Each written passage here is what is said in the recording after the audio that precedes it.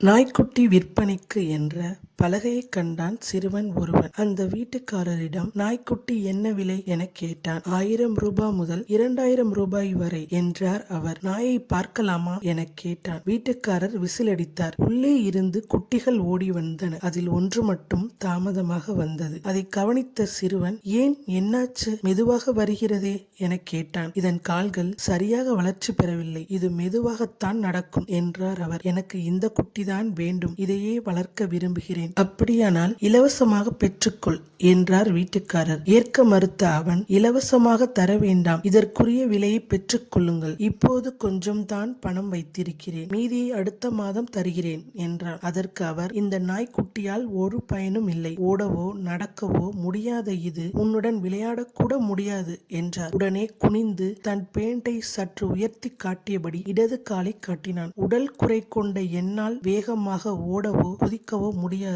என்னை போன்றவருக்கே இந்த குட்டியின் கஷ்டத்தை உணர முடியும். உன் வலியை உணர முடிந்தால் நீ உயிரோடு இருக்கிறாய், மற்றவர் வலியை உணர முடிந்தால் நீ வாழ்ந்து கொண்டிருக்கிறாய்.